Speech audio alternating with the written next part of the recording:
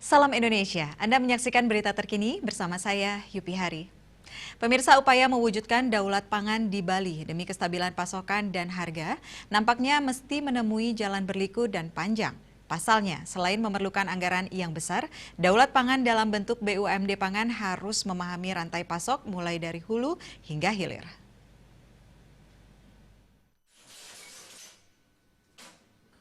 Kepala Kantor Perwakilan Bank Indonesia KPWBI, Trisno Nugroho mengatakan, kabupaten dengan sektor penopang pariwisata di Bali hanya Denpasar, Badung, dan Gianyar, sedangkan kabupaten lainnya adalah bertumpu pada sektor pertanian.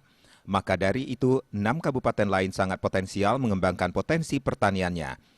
Selain bisa memasarkan produk di 3 kabupaten dengan penopang ekonominya adalah pariwisata, 6 kabupaten ini dapat memasarkan antar kabupaten penghasil atau produsen dan Jakarta sebagai daerah konsumen di Indonesia.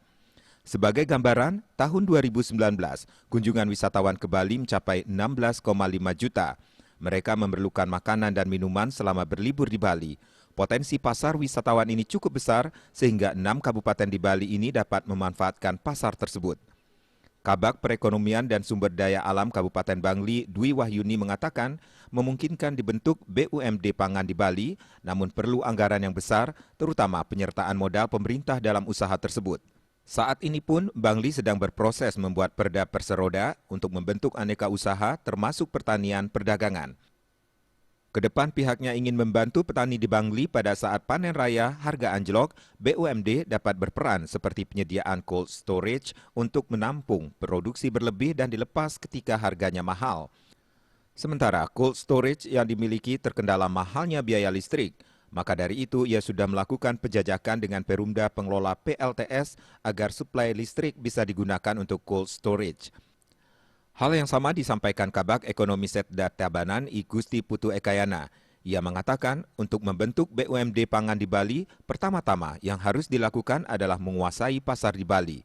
Setelah itu, baru bisa menjajaki pasar luar Bali. Tingkat konsumsi di Bali sendiri cukup besar, apalagi jika nanti kunjungan wisatawan sudah pulih.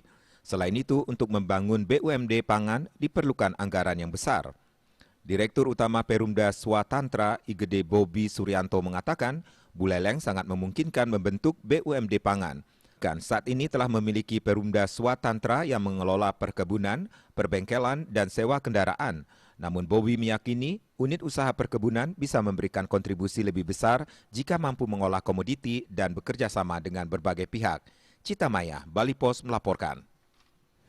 Pemirsa, berita terkini bersama Minyak Apun Ganapati, Usada Bali Keluarga Sehat. Update terus informasi Anda dengan subscribe dan like YouTube channel Bali TV @newsbalitv.